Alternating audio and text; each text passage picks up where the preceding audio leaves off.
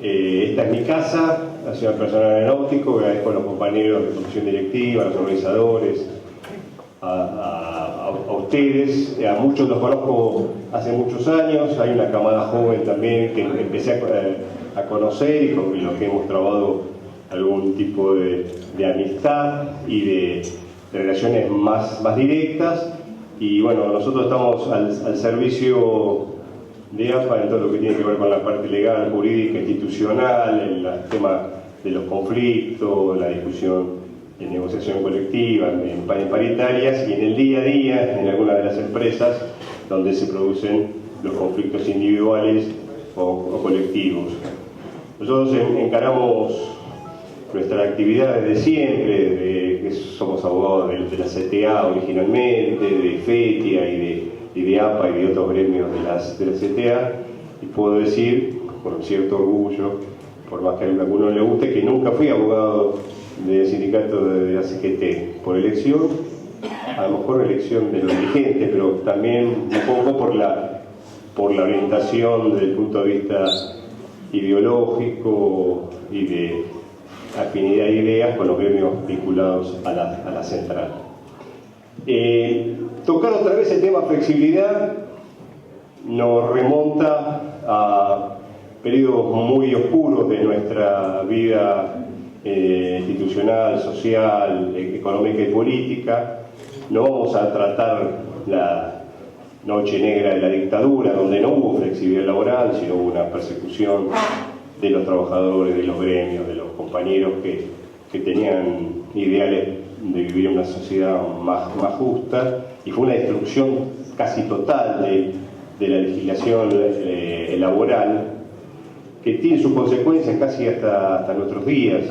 En ese momento de la dictadura militar, y solamente hablar muy poquito de eso, una de las primeras medidas que tomó fue la intervención de muchos sindicatos. El primero de ellos fue el sindicato de obreros petroquímicos en Cordón Industrial de San Lorenzo, un sindicato combativo con el que tengo la suerte de trabajar en la actualidad, que mantiene la tradición de defensa fiel de los derechos de los trabajadores, pero además destruyó la legislación laboral más progresista que había nacido en la década del 70.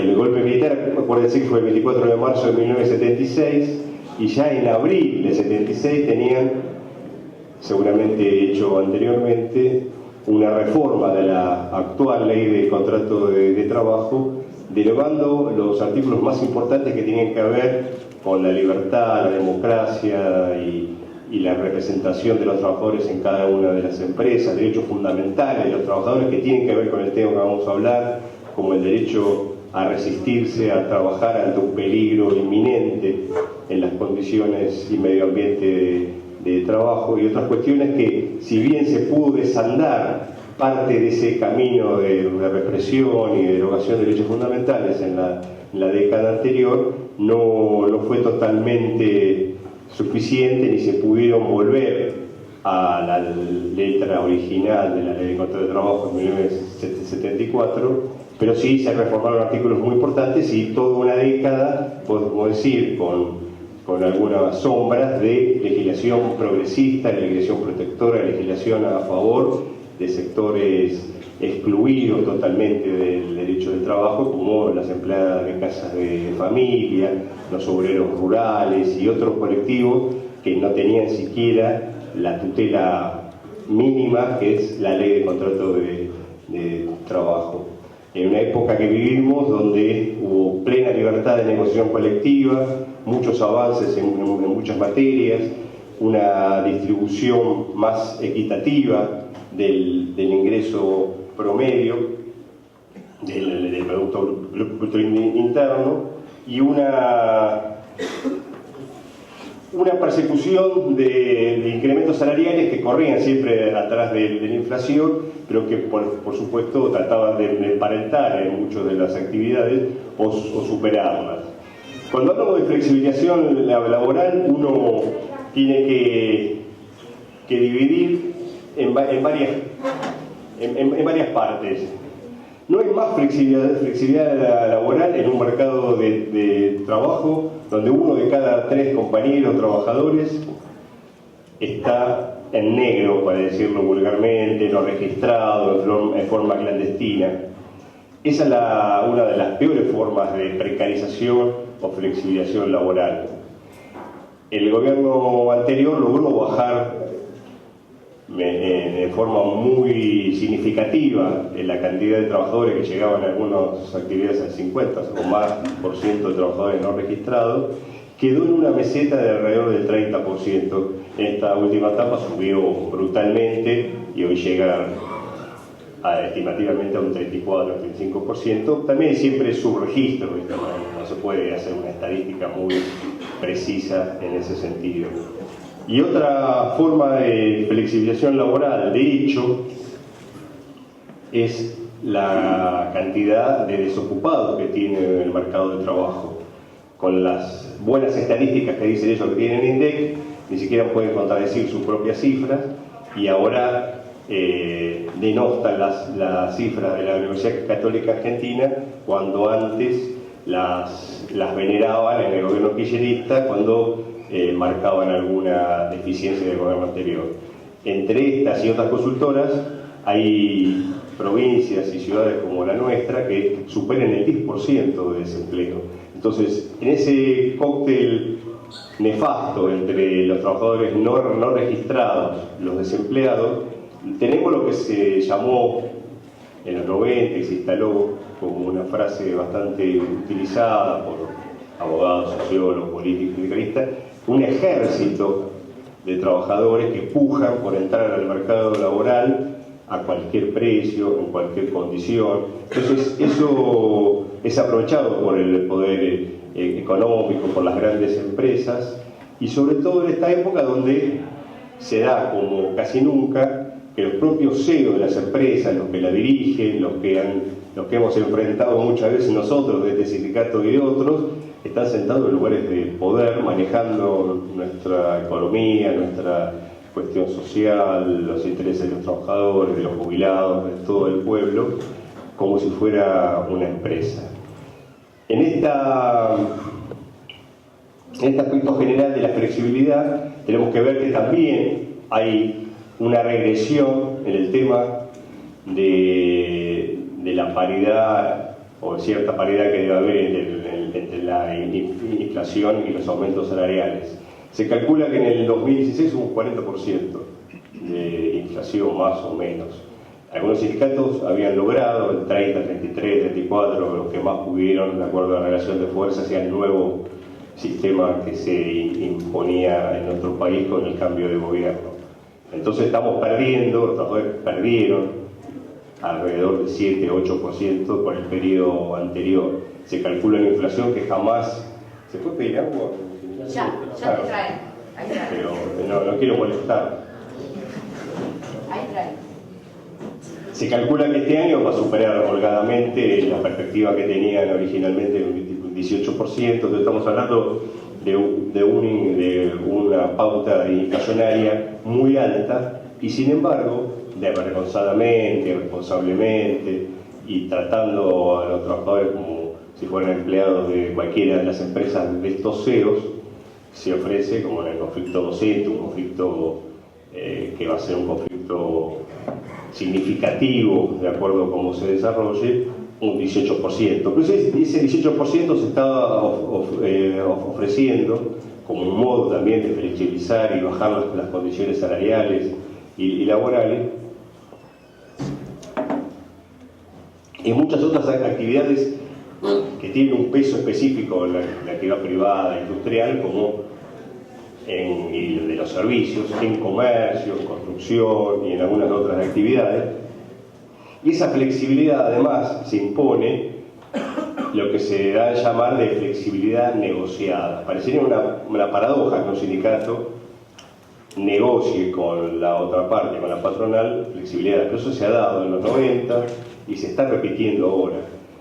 Si bien no tuvo gran difusión el texto del acuerdo colectivo, convenio colectivo que firmaron hace poco los petroleros, en ese acuerdo, con la promesa de mantener los puestos de trabajo, porque acá tenemos también una negociación extorsiva, desde el otro lado del mostrador nos dice, bueno, pero no, si aumentamos los salarios en 3, 4.5 puntos más, lo que significa tratar de alcanzar la pauta inflacionaria, se van a perder puestos de trabajo. Volvimos a esta negociación extorsiva que es cambiar salarios por la amenaza de despidos. Eso está muy claro, es casi una obviedad.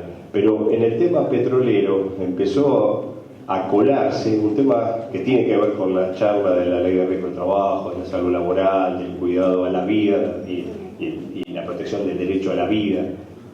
No hay otro derecho más fundamental que ese, que han negociado condiciones que tienen que ver con la protección de la salud y la integridad psicofísica. Se ha resignado la abstención de trabajar en situaciones climáticas muy peligrosas en el sur de nuestro país, en los pozos petroleros, y ese modelo que se ha presentado como un modelo de diálogo, son las palabras que ahora usa el CEO de este gobierno, que estamos dialogando cuando la otra parte hace un monólogo y te impone las condiciones salariales y de negociación.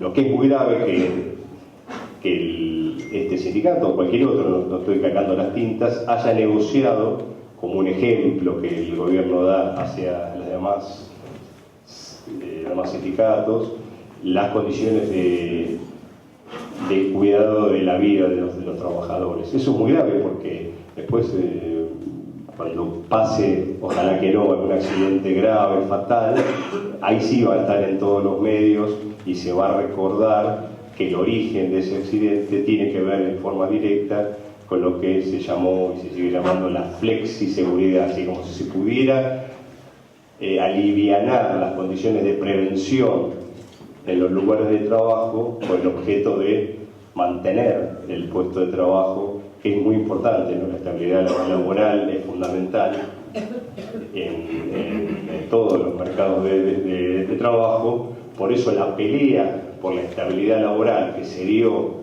el año pasado con una gran unidad de la clase trabajadora, del movimiento obrero en la calle, olvidando las diferencias y votada también en el Congreso de una ley que impida los despidos, que prohíba los despidos, fue vetada y no hubo una reacción después de un sector de los representantes sindicales para tratar de voltear ese veto y repudiarlo.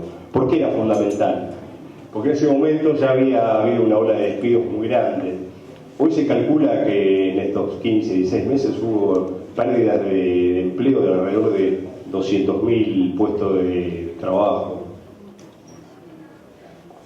Esa prohibición a los despidos, que era algo similar a lo que había pasado en la época de Duhalde, que si bien no había una prohibición total, sino que se acuerdan que se hablaba de la doble, parecía que jugaban a la general, la doble indemnización, que en realidad era un proyecto que no protegía los puestos de trabajo, sino que lo que hacía es ponerle un precio superior, una indemnización superior a la tarifada que existe en la ley de contrato de trabajo en el caso de despido. Pero por lo menos se pensaba en ese momento que eso iba a evitar una cantidad mayor de despidos. No fue tan así. Pero sin embargo, eso fue un freno. Esta ley antidespidos, que era una ley muy importante, el gobierno sabía que era en ese momento la madre de las batallas, como ahora se usa en los términos bélicos también. Hay que tener muy en cuenta el lenguaje que utiliza este gobierno en el tema de relaciones sociales, relaciones sindicales. Va a haber mucho lenguaje vinculado a las batallas, a las guerras, a la madre de todas las batallas, como si esto fuera una guerra entre el poder económico y los trabajadores o los sectores más excluidos. Esa ley vetada fue una de las grandes derrotas de este momento, porque la estabilidad en el empleo, además nosotros consideramos siempre que fue un derecho humano, una cosa es el derecho del trabajo, otra cosa es el derecho al trabajo decente, dice la Organización Internacional del Trabajo. A nosotros nos gusta más por la cuestión cultural, política y de historia, el trabajo digno. Ese trabajo digno, si no tiene estabilidad, impide el ejercicio de otros derechos. Por ejemplo, el derecho a sindicalizarse libremente, el derecho al reclamo, el derecho a tener representantes sindicales dentro de la empresa, el derecho a negarse a trabajar en condiciones riesgosas y peligrosas.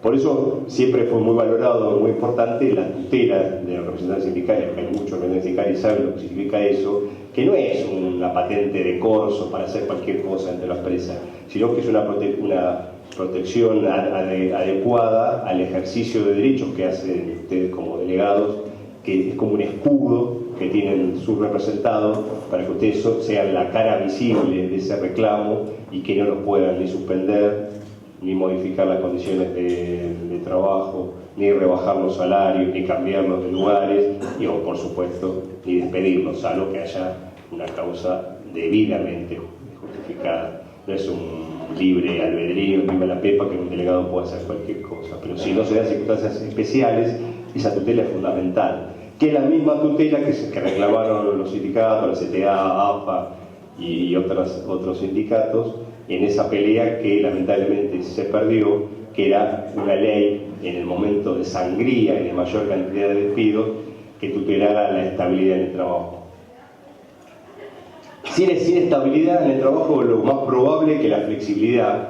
La flexibilidad, ¿cómo se define? Como la adecuación de las normas laborales a una política económica y social de un gobierno determinado. Es un eufemismo hablar de flexibilidad. Cuando se habla de flexibilidad se habla de derogación de leyes laborales y de seguridad social fundamentales, los derechos no solo al trabajo, sino a una remuneración digna que cubra la canasta básica total.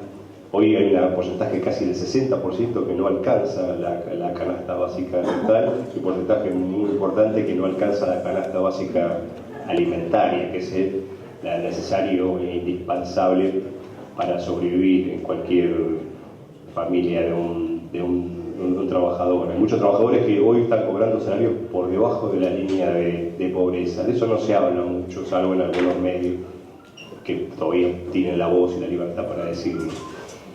La flexibilidad se dio en nuestro país y tenemos que recordarlo lamentablemente, que es esa derogación o adaptación, como lo llaman ellos, de las normas laborales, que significa eso, significa alivianar la tutela que tienen los trabajadores, ya sea colectivo o individualmente, para proteger su estabilidad, su permanencia, su continuidad en el trabajo, su salario, sus condiciones de vida, de salud, de protección en la seguridad social, de protección en los momentos de alguna contingencia, como pasa muchas veces de enfermedades, tanto las inculpables o como las que tienen que ver con los accidentes o enfermedades profesionales.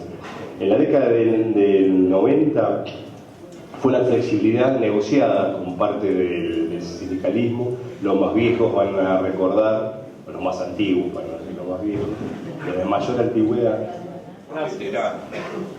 van a recordar seguramente el acuerdo marco de 1994 y algunos personajes que se repiten, ¿no? que son oficialistas a toda hora y en todo gobierno, como Gerardo Martínez, para citar algunos, ¿no? Tampoco puede ser mucho hincapié, que fue el secretario general de la CGT en ese momento, y en el acuerdo marco se pactó una serie de normas y de leyes que cambiaron radicalmente lo que se venía gozando en nuestro país en materia de protección laboral, que comparativamente con el resto del mundo y pese a los 90 sigue siendo uno de los países donde los derechos laborales, los derechos sociales se protegen mucho más, siempre en comparación, que muchos países del mundo, incluyendo los países más avanzados, los países nórdicos.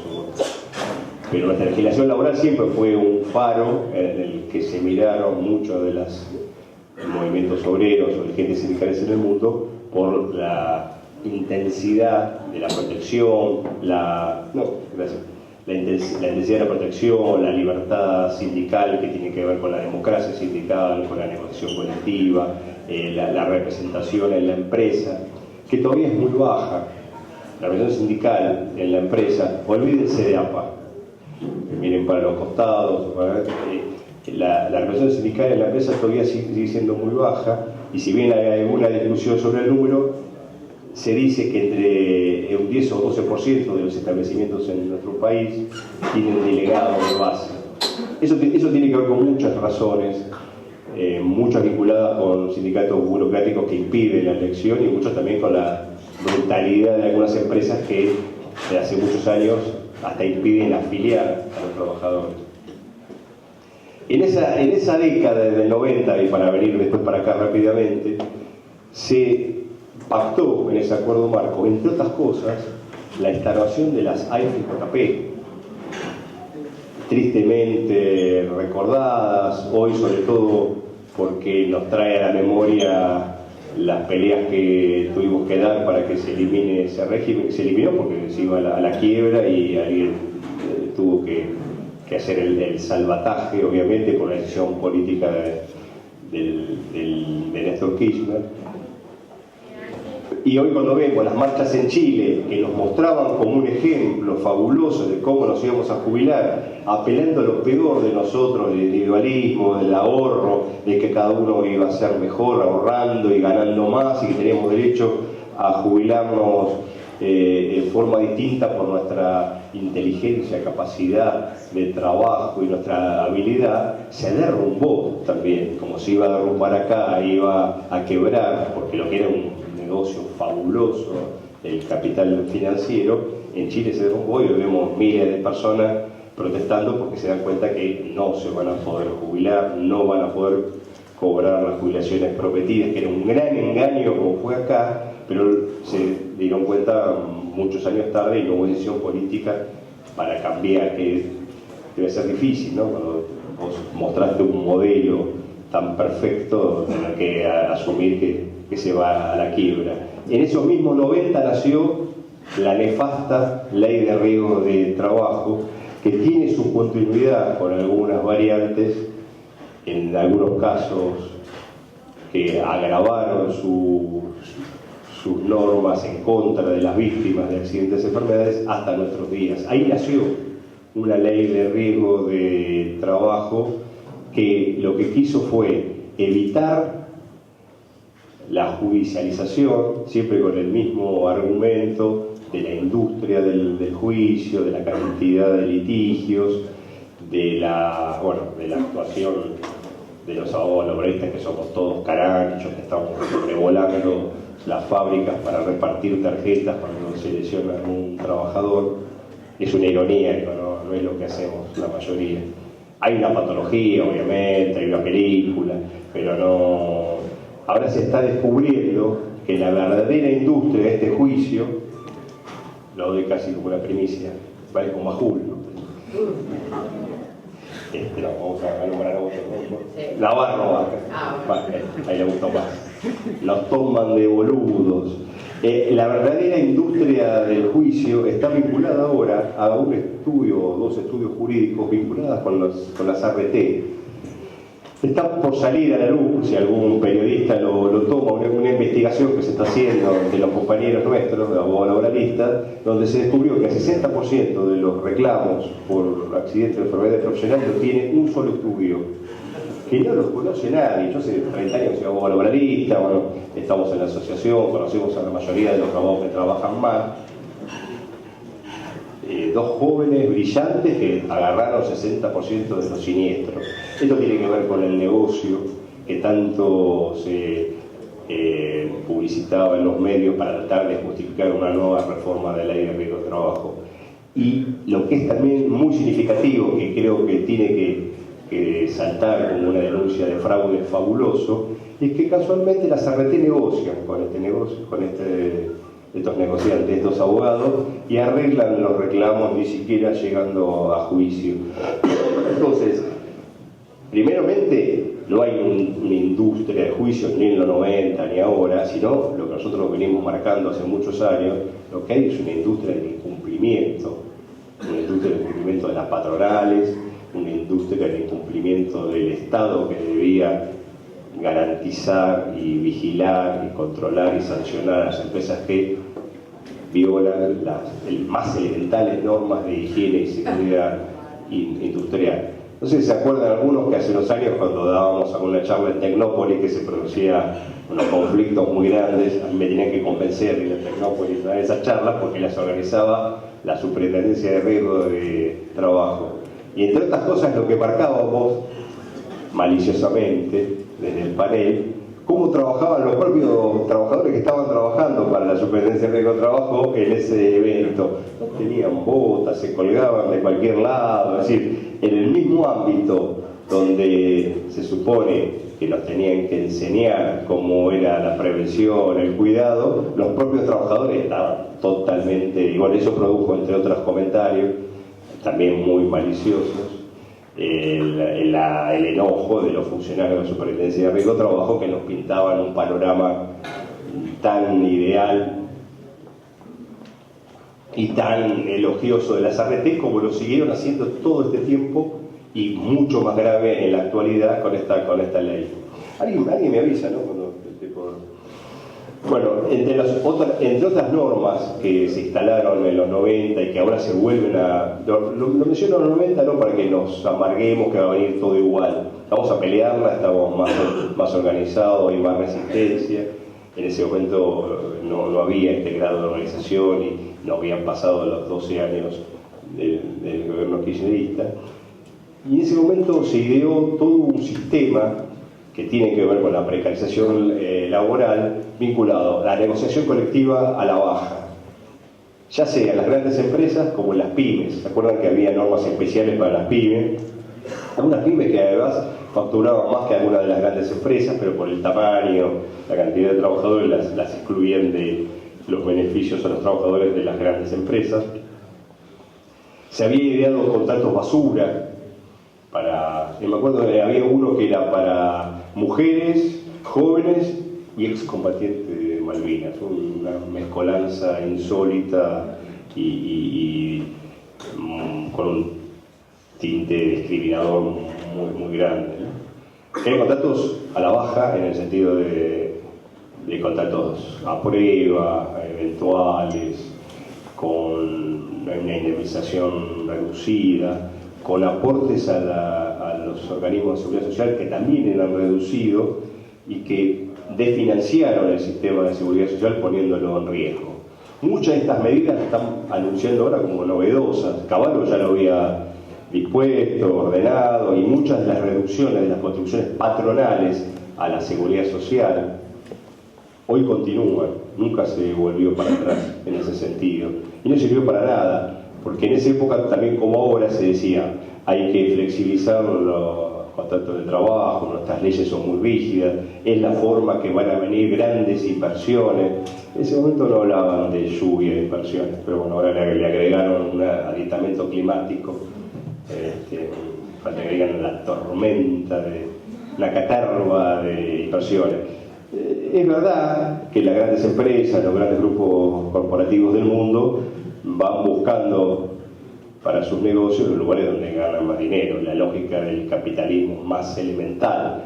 Pero bueno, eso no significa que tengamos que tener, como quería en su momento un presidente en los 90, que no me gusta nombrarlo porque soy bastante cabulero, no lo voy a nombrar, que decía que nosotros teníamos que tener un sistema como Taiwán, que era sin sindicatos. Claro, era el ideal para los grupos económicos, y hoy también lo están pensando algunos y van escribiendo, y ustedes, yo a lo mejor por masoquismo leo La Nación muchas veces, y bueno, entonces me entero que piensa el enemigo. Entonces La Nación viene avanzando con un proyecto ideal de la derecha y de estos grupos económicos vinculados con el mercado laboral, con las leyes, y ya van varias editoriales y varias notas vinculadas a la necesidad de un cambio en la organización sindical, no en el modelo sindical. El modelo sindical a ellos les conviene porque negocian y eligen con quién negociar, que casi siempre son las mismas fotos, ¿no? Pero van cambiando solamente algunos apellidos, y hay un ministro que es hijo de uno que él se destacaba en esa época y previamente. no voy a decir que es Trigaca.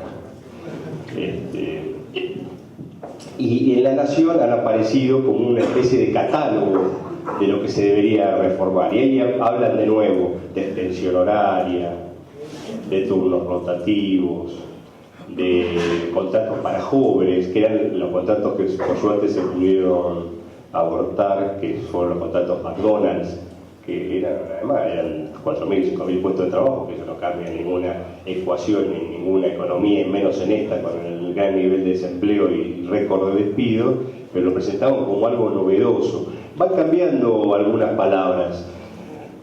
Otra vez, refiriéndome a La Nación, este domingo en el sector, se lo recomiendo para criticarlo y para hacerse un poco de mala sangre, pero para ver que piensa que es brutalmente salvaje. Si hay una cosa que tienen estos tipos, tiene una sinceridad brutal. No esconden demasiadas cosas, pueden esconder algunas, pero dice cosas como esta. Hay una nota en La Nación de este domingo en el sector empleo que dice una especie de título como las nuevas oportunidades para la persona que es despedida. Y en esa nota victimizan al despedido. Dice que el despedido, a partir de ese hecho tan lamentable que le causa en un primer momento, no para siempre, perjuicios muy importantes, emocionales, sobre todo, ¿no? Este país, porque parece que los trabajadores nuestros son todos ricos, los despiden y van buscando otro trabajo, ¿no? Y que tienen que revisar su historia personal, como si ellos fueran los culpables de su propio despido, y tomar cursos motivacionales para transformarse en emprendedores. Quieren un país de emprendedores y todos salgamos a trabajar de forma individual,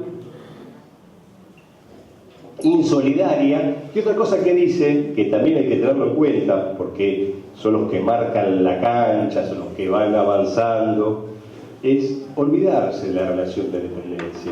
Sería buenísimo, porque bueno, no habla de apropiación de los medios de producción, no es un diario marxista, sino que dice, olvidarse, claro, te olvidas porque te despidieron, no que te olvidas, te rajan y vas a tener que tratar de ver dónde, todo vinculado a también un discurso de los 90, donde nos mostraban como una gran economía, la economía peruana, diciendo que había grandes emprendedores en la calle vendiendo artesanías y que no era necesario las grandes empresas, sino que... Y también se aprovechan de algo que cambió, que era paradigmático en nuestras sociedades, que son los contratos por tiempo indeterminado.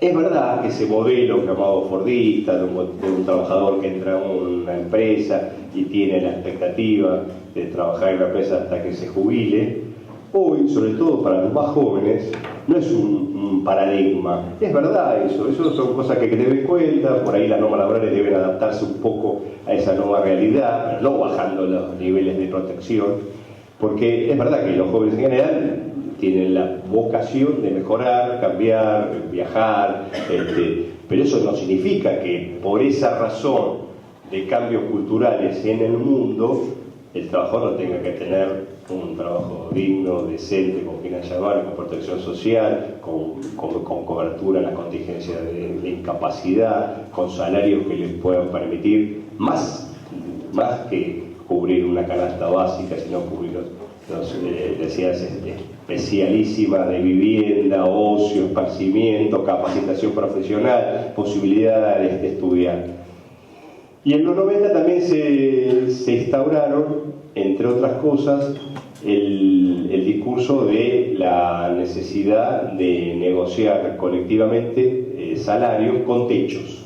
Y todo y vinculado, capaz que le suena, porque ahora empezando a decir de nuevo, aunque no existe techo, como dijo muy bien Palazzo el otro día, techo tienen las casas, ¿no? Que me pareció bien como...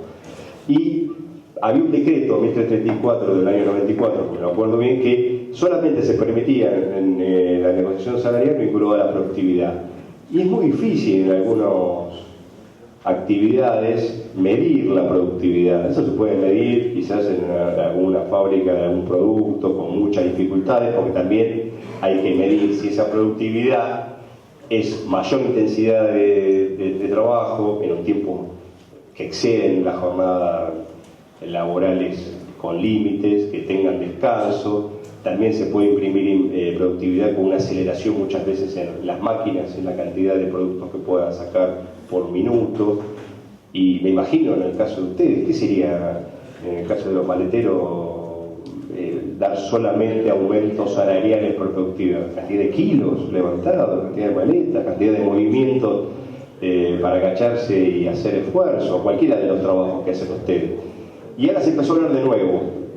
Es muy importante por eso tener en cuenta no solo de la nación, que puede ser solamente un avance y vamos por más, sino los temas que hoy se están discutiendo desde el gobierno. Productividad, ausentismo, tiene como caballo de batalla la negociación colectiva cautelosa, prudente, adecuada, que no implique un impacto en el interés social, un Ministerio de Trabajo que actúa solamente a favor de una de las partes, que es la parte empresaria. En todos los conflictos que han visto ustedes en estos 15 meses, van a ver la intervención del Ministerio, ya sea para dictar conciliaciones laborales obligatorias, inclusive antes que el dirigente sindical, como él, esté pensando en hacer un conflicto, le leen la mente a Eduardo Llano o a Pablo Bragarat o a Hugo Perosa y dice: no, me parece que están pensando en conflicto con la conciliación obligatoria, que nos ha pasado con algunas empresas. Y nosotros ni habíamos pensado. No, pero no existe conciliación laboral obligatoria preventiva. Cada vez que han intervenido en las empresas en crisis, han intervenido para no hacer nada. Ustedes saben que en los 90 también se impulsaron procedimientos preventivos de crisis. ¿Eso qué quiere decir? Que una empresa, antes de despedir una cantidad de trabajadores que supere algunos mínimos, por razones económicas, de reestructuración productiva, etc., debía ir al Ministerio de Trabajo, porque está en la ley que aún está vigente, y tenía que mostrar el plan que iba a hacer, qué quería hacer, cuántos trabajadores estaban afectados, ya sea por la suspensión, el cambio de turno. Hoy no existe, parece que derogaron, de hecho, todas las normas de procedimiento preventivo de crisis para prevenir las crisis y prevenir los despidos. Hoy no van a ver, casi me podía animar a decir que no hay casi ningún procedimiento preventivo de crisis abierto, pues las empresas toman otro tipo de medidas o se burlan de estas leyes. Por ejemplo, un conflicto muy característico: taller gráfico AGEA. Un taller gráfico que se va a tener que reciclar y que se está reciclando porque en algún lado imprime Clarín sus productos. Sin embargo, para evitar que le denunciaran la omisión, el incumplimiento del presentado un procedimiento preventivo de crisis, cerraron el taller. Le pidieron a todos, incluidos los delegados. Y se metió al trabajo y dijo: no, bueno, pero acá no hay posibilidad de intervenir. 350 trabajadores comprometidos en un taller que se va a abrir en otro lado, con otros trabajadores y con otros convenios colectivos de trabajo. Es una nueva modalidad que la van a ver, espero que no tanto, que se está viendo. Se está hablando de cierre de empresa total. Hoy cerró una fábrica chica de imaginario, una juguetería, 30 personas. No hay ninguna intervención. Aunque tuviera este Ministerio de Trabajo, este Estado, la voluntad de intervenir, que no la tiene, se obtura también esa posibilidad de discutir en el ámbito del Ministerio de Trabajo, que se hicieron muchas veces en el gobierno anterior. Hemos logrado algunos salvatajes de empresas a través de mecanismos de intervención, no solo el Ministerio de Trabajo, sino del Ministerio de Producción muchas veces, de Economía, de Comercio Exterior, cuando estaban involucrados importaciones salvajes que no se podían limitar. Entonces se sentaba a una mesa de negociación para ver cómo se le daba viabilidad a esa empresa, con la ayuda también del Estado, de los repro. Yo creo que ningún trabajador está cobrando repro. O sea, yo no conozco. En muchos de los conflictos donde hemos participado nosotros como abogados, por ejemplo, ustedes habrán escuchado en Radio América, Tiempo Argentino, suplicábamos el repro. No porque dicen la patronal no está. Bueno, justamente, la patronal no está, que los trabajadores puedan cobrar parte de su salario para tratar de conservar los puestos de trabajo. Después de ser esos 7 meses, cuando ya los trabajadores prácticamente habían desistido, recibieron algunos esos repros que les correspondía desde el inicio del conflicto. Eso es flexibilidad. Es decir, hoy ni siquiera se están utilizando mecanismos legales para evitar los despidos masivos, la flexibilidad laboral dentro de la empresa. Hoy es muy difícil denunciar al Ministerio que te abran un expediente por cuestiones que son colectivas, que tienen que ver con esta dinámica de flexibilidad laboral. De hecho, por las condiciones que yo dije, el contexto económico del mercado de trabajo, y algunas flexibilidades de derecho que el trabajador, por temor, ni siquiera le comunica al compañero algún cambio de condiciones de trabajo. Hace unos días tuve una consulta de una periodista en Telam que había sufrido un accidente in itinere. Entonces no la atendían, la reteo. La cosa es que ayer me llama y me dice, yo quiero volver a trabajar, pero no te dan el alta, está con un problema de cadera muy serio. No, pero la empresa está despidiendo y tengo que volver. Bueno, ante eso yo no le puedo garantizar, tiene una comisión interna muy buena, un sindicato que los defiende, pero ella está con el temor razonable, y eso también la empresa lo empieza a evaluar, a abusar y a modificar. Hoy no hay en danza proyectos que sepamos vinculados a nuevas maneras de flexibilidad laboral. Se está hablando de controlar a los sindicatos, de impulsar el voto electrónico, que es un nido de fraude que está aprobado y denunciado inclusive por los jueces federales electorales, que no se pueden implementar. El conflicto que hay se viene de Cubría, con la Corte, con el gobierno, tiene que ver porque ella, más allá de muchos errores que ha tenido y escándalo, se opone al voto electrónico porque está comprobado que se pueden manipular los datos de la elección. Pero ellos lo quieren implementar en los sindicatos, que parecería al revés, quieren implementar la democracia sindical mediante un método que parece que es antidemocrático y fraudulento. Ahora se dieron cuenta que tienen que defender el cupo femenino, no lo han defendido nunca, pero ante el paro general el otro día empezaron a sacar de esa caja de Pandora un montón de medidas y de controles en las obras sociales, y esta reacción de represalia también se vivió en los 90. En el 90, de cada medida de fuerza, se amenazaba a los sindicatos con sacarles la personería, un tema que está también hoy como un ataque directo a los trabajadores y organizaciones sindicales. Se los controlaba hasta en los tickets de los gastos de flan con dulce en los restaurantes o otras cosas, diciendo que era un desmanejo administrativo, entre otras cuestiones que tienen que ver con un ataque directo a quienes representan fielmente a los trabajadores.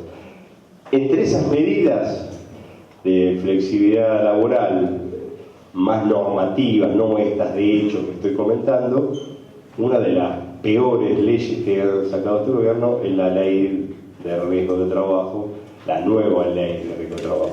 Me meto en el tema si seguimos directamente, ¿no? Sí. Si no, que se aburre y puede ir a dar una vuelta al parque disimuladamente, se van 25.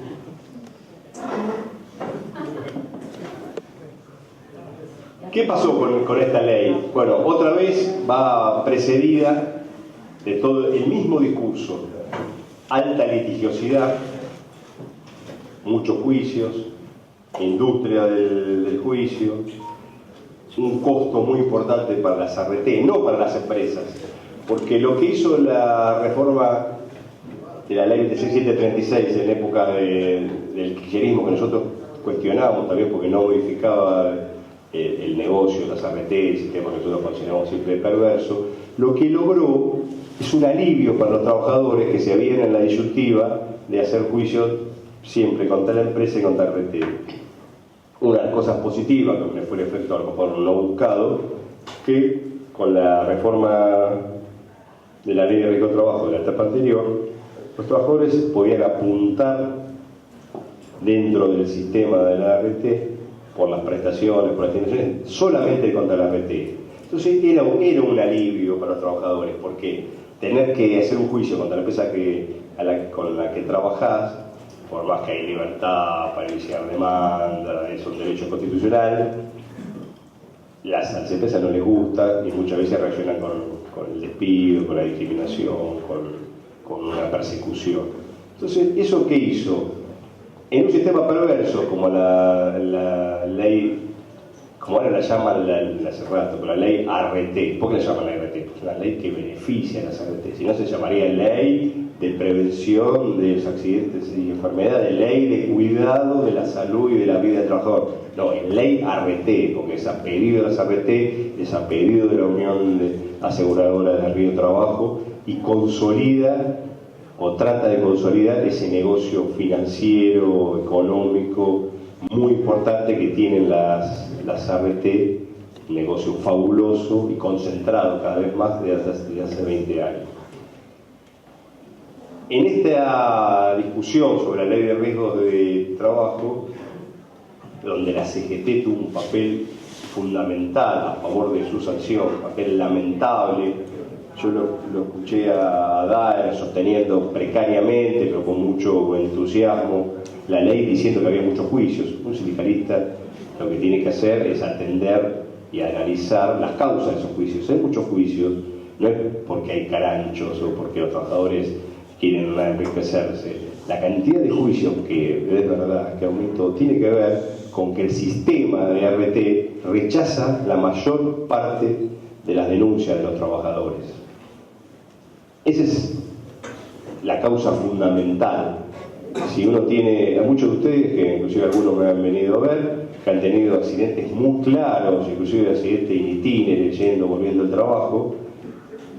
Ahora hay un caso dando vueltas donde la RT dice: usted no probó el hecho del accidente, cuando la persona fue levantada del piso y llevada a la guardia de uno de los prestadores de la RT.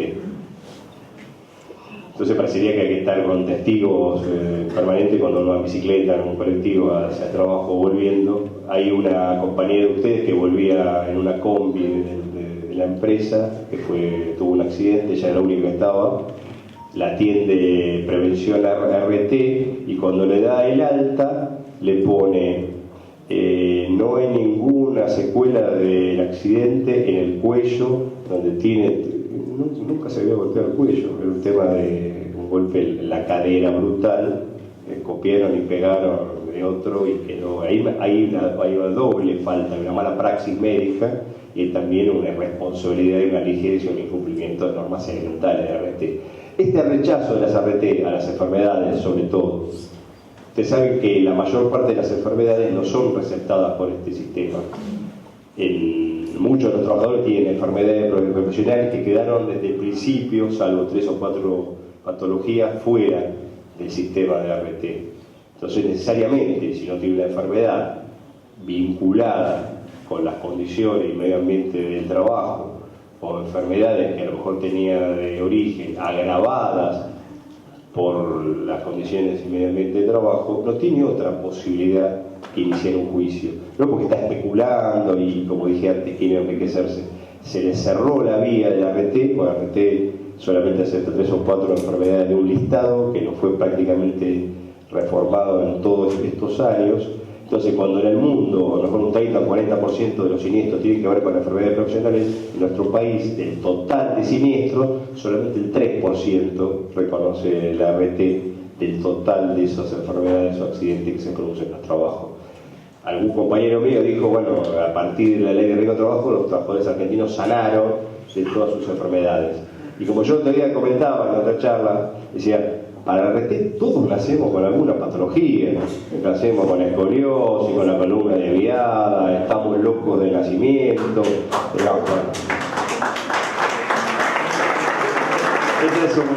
Esta es una pariente mía que está en el público. Gracias Raquel. Bueno, porque es verdad, en la mayoría, cuando la RT contesta, siempre contesta que la patología es previa, inclusive en algunos casos no hacen estudios para determinar esa preexistencia. Y además es sencillo, cuando hace un examen médico preocupacional, si no surge esa patología, después si uno sufre un accidente o contrae una enfermedad vinculada al trabajo, es una enfermedad causada por el trabajo, no hay dudas. Eso es una gran cantidad. Entonces, si hay una cantidad X de juicios en trámite, es porque el propio sistema perverso de las ART puso en manos de sociedades comerciales el control de las empresas que deben cumplir las normas de higiene y seguridad industrial. En algunas charlas anteriores yo había preguntado a los trabajadores, que no lo voy a hacer hoy para no repetirme, aunque la mesa se renueva, como dice Mirta. Yo le preguntaba a los trabajadores qué RT tenían. La mayoría no sabían. Y cuando pregunté quién tenía el carnet del RT en el momento, porque tampoco la mayoría no lo tenía. Ahora ha mejorado esto con el Departamento de Salud Laboral, de la CTA, con los compañeros de APA que están trabajando muy bien y militando el tema. Eso se va revirtiendo. Pero muchos compañeros que sufren un accidente en la calle no saben a dónde llamar siquiera. ¿Y cuántas veces vieron a la RT en serio controlando las deficiencias edilicias, sanitarias, de organización de cada uno de sus puestos de trabajo in situ en el lugar? Es muy poco tiempo. Van, a veces se dan un curso presencial de unos minutos, inclusive en lugares donde hay más riesgos de trabajo, en los lugares operativos, para hablar de los aeropuertos, por ejemplo, porque están muy cercanos a ustedes. Muy pocos ejemplos tenemos donde la RT va, capacita para prevenir o controla el uso de la ropa adecuada, de los movimientos adecuados, de las órdenes adecuadas para que un trabajador no sufra un accidente. No se hace ningún estudio de las enfermedades preexistentes de los trabajadores, no se hace ningún estudio de las patologías más comunes de los trabajadores. La RT después tampoco interviene en lo que la ley le impone, que es la recalificación de ese trabajador que puede quedar con alguna incapacidad. Estamos todo el tiempo pensando qué hacemos con ese compañero con tareas adecuadas, que los meten a lo mejor en un mismo lugar de trabajo, los aíslan como una especie de experimento a ver hasta cuándo se cansan, y hay una salida para eso, pero es una salida que también hay que militarla, hay que informarse, hay que pelearla y tratar de que esos compañeros que están con tareas adecuadas no caigan en ese limbo de la conservación del empleo, que es el preludio a un despido, en general por indemnización, y en algunos casos con el riesgo a ni siquiera cobrar la indemnización. Y aparte cuando el compañero ahí, además de la enfermedad que tenía, tiene un desánimo, un impacto emocional, psicológico y depresivo, que es muy difícil que se reinserte. Eso es una tarea que nosotros tenemos que seguir batallando para evitar que las empresas manejen el tema de la salud de los trabajadores. El tema de la salud de los trabajadores tiene que manejar, conducir los trabajadores, la organización sindical. Las empresas no dan altas, por ejemplo. Muchas veces lo charlo con los compañeros delegados, no le dio la alta. ¿Quién no le dio la alta? El médico propio. La empresa no puede manejar las altas o las bajas o dar licencias arbitrariamente. Hace poco tuvimos un caso paradigmático donde intervino APA, un compañero que no podía trabajar de noche, pues se dormía, pues tomaba un remedio antidepresivo. Y la empresa se caprichó de que trabajara de noche. Hasta que logramos, con mucho esfuerzo gremial, judicial, que resolver un tema tan sencillo en una empresa tan grande, que el trabajador tuviera trabajo diurno. Esto nos costó meses, también con el propio trabajador diciendo que no hacíamos nada o que se quejaban, hacíamos todo lo que podíamos hacer, enderezado eso, y una empresa tosuda con un servicio médico que incurre siempre en mala praxis, o casi siempre, en este aspecto de administrar las altas como si fueran solamente una cadena de mando de la gerencia de recursos humanos. Bueno, para ir terminando, ¿qué pasó con esta nueva ley de ART? Lamentablemente fue apoyada por la CGT, por parte de los senadores del Frente para la Victoria, y se votó en Senado primero, pasó a diputados y se votó porque lograron la mayoría con el Frente Renovador. ¿Esta ley qué hace? Refuerza, como dije antes, el pingüe negocio de las ART y las blinda de alguna manera, o intenta blindarlas, pese a que hay innumerables fallos de la Corte Suprema de Justicia de la Nación que decretó un récord de inconstitucionalidad de la ley. ¿Qué quiere decir eso? La ley de contrabajo anterior, reformada, y que esta repite los mismos vicios. Que esas normas eran inválidas y inaplicables. ¿Por qué? Porque impiden al trabajador como un ciudadano común acceder a la justicia. Es un derecho fundamental el del acceso a la justicia, es un derecho humano, no solo es un derecho que está en nuestra Constitución. Lo que se habla siempre los abogados mediáticos en televisión, el acceso a la justicia, el debido proceso, el acceso a un juez natural, a un juez especializado, nosotros tenemos un juez laboral, no cualquier juez puede interpretar el nexo causal entre el daño de la víctima y el trabajo. Lo que hacen ahora es impedir de nuevo, tratar de impedir que el trabajador vaya a la justicia y pase por el sistema perverso de las ART, que es lo mismo, hacer la denuncia en la RT, primero pasar ese filtro, si ese filtro no se pasa, el trabajador en general va muy solo cuando no tiene un sindicato que lo respalde, va solo, sin médico, sin abogado. Ahora le ponen un abogado que sacar un decreto para tomar rápidamente a abogados que asesoren a los trabajadores. El trabajador ni lo conoce, le sortea a un abogado y dice: soy tu abogado, y ni sabe qué tiene, qué trabaja, cómo es el trabajo de él, si tiene un trabajo riesgoso, si tiene elementos tóxicos, químicos o de otro tipo de riesgo.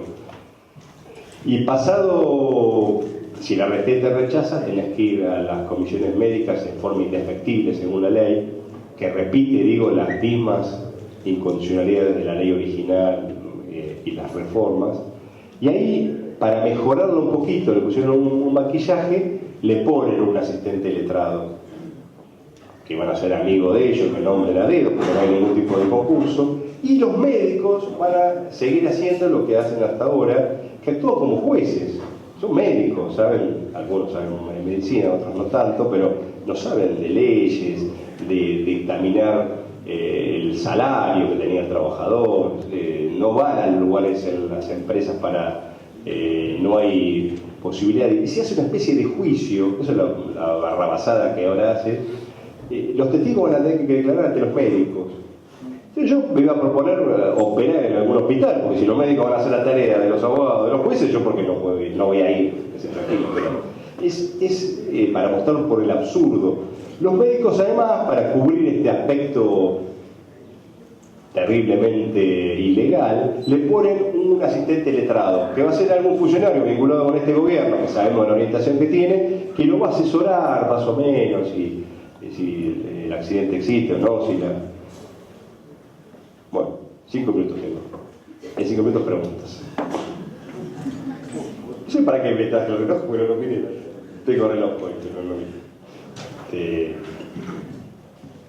Y después de eso le ponen plazos muy cortos, teóricamente, para demostrar que ese trámite va a ser mucho más rápido, que olvidémonos de la justicia. Es verdad que estamos ante una justicia laboral vaciada, donde los trámites son muy lentos, donde la víctima necesita que se resuelva más rápido, pero el modo no es eludir la justicia, sino dotar a la justicia de los elementos de los recursos humanos, materiales y de otro tipo, para que los juicios sean más rápidos, ágiles, y la víctima no está esperando 3-4 años para cobrar una indemnización. Eso es verdad. Lo que hacen estos tipos, vacían la justicia y quedan estos mecanismos de intermediación privada o de jueces médicos, y le ponen un plazo que además es prorrogable, le ponen que en 60 días tiene que resolver la comisión médica. Si los médicos estudiando el convenio colectivo de aerolínea, pero tenía turno rotativo, y después, si no estás de acuerdo con la comisión médica, recién ahí puedes optar por ir a la justicia. Tiene un plazo de 60 días prorrogables, 60 días que no se cumplen, porque olvidémonos de la Ciudad de Buenos Aires, que hay más comisiones médicas. Hay lugares, acá hay compañeros en las provincias que saben, donde en algunas provincias la comisión médica está muy lejos, kilómetros del lugar donde el trabajador presta sus servicios. En algunos lugares, como hace un tiempo, no sé si se habrá recompuesto, en Posadas había una denuncia de corrupción a los médicos, porque estos médicos, además, en los lugares más chicos, eran médicos de la comisión médica, del ART y de alguna de las empresas, y después te atendían en su propia clínica cureta, como tienen ustedes en Interbaile, que el médico está a todos lados, se clona y atiende todos los mostradores. Va a ser un miembro de alguna comisión médica ese médico, que hay que denunciarlo así, por este tipo de roles tan incompatibles con la ética de un médico. En algunos lugares no hay comisiones médicas. Un compañero, ya lo conté, pero lo voy a contar de nuevo, que trabaja en la papelera en Arauco, en Wanda, tuvo que ir a la comisión médica. Como la de Posada estaba destruida por corrupción, lo mandaron a Corrientes. Se atrasó el micro, llegó 4:15 y decía, no, atendemos hasta las 4. Tipo muy tranquilo, pidió por favor, bueno, al final le dijeron que venga el día siguiente, se gastó como 1.500 pesos de ida y le dijeron que venga dentro de 10 días a ver qué le habían dicho. Entonces, digo, eso pasa habitualmente, imaginémonos en la Patagonia, en algunos lugares de Santiago del Estero, en cualquier lugar. Eso por ahora no lo pueden implementar rápidamente. Vamos a suponer teóricamente que funcionara el tema de las comisiones médicas, es una barra basada, porque no pueden los médicos, como dije antes, determinar cuestiones jurídicas. Y después de eso hay una extorsión. Si vos estás de acuerdo con lo que te dice la comisión médica, te llaman a una negociación o conciliación que inventaron, donde firmás con la RT, pero eso te impide seguir recibiendo. Si vos firmás ahí, no podés hacer juicio. Es decir, el trabajador, víctima, más desvalido que cualquier otro trabajador que ya tiene una relación desigual con la patronal. Está con la empresa, la RT, que manda médico, abogado, psicólogo, parapsicólogo, antropólogo, que el tipo está solo, con un abogado que no conoce, se presentó recién, no puede ir con médico porque tiene que pagarse al médico. Y además el médico que lleve no puede hacer ningún incidente, si no puede hacer ninguna observación. ¿Para qué lo lleva? Encima si le contratas a un médico que te acompañe, no puede ni siquiera señalar algo en el expediente. Entonces lo que hicieron fue una cosmética para reforzar el alejamiento de los trabajadores de la justicia, para dar un mensaje que es mejor negociar, y después si eso se homologa en un servicio nuevo de homologación, es cosa juzgada. Todas estas cosas que inventaron con esta ley, que lo inventaron demasiado, ya la Corte Suprema dijo que eran inválidas, que eran nulas, que no podían obligar a un ciudadano en su condición de trabajador a impedirle el acceso a un juicio justo. Bueno, yo creo, hoy si me preguntan, ahora vamos a abrir las preguntas, hoy es un panorama de los más difíciles, porque propagandísticamente salió también en los diarios que una viuda en 2 meses cobró. Es falsa esa información, pero cuando salen los diarios, los tipos de información hay que tener cuidado porque son excepcionales también. Justo era una viuda de un trabajador fallecido en un accidente in itinere. Cuando no hay dudas sobre el accidente in itinere, el accidente en la calle, el accidente de tránsito, y se fija una determinación X que está tarifada, obviamente no es necesario ir a la justicia si todos se ponen de acuerdo. Es un caso entre miles de casos donde se pudo haber resuelto, por suerte, para la viuda, para su heredero, pero ese caso no se puede reproducir a otros casos que son mucho más complejos, donde se cuestiona la existencia de la enfermedad, donde se cuestiona la existencia del accidente y donde quedan todavía fuera la mayor parte de las patologías que pueden sufrir los trabajadores.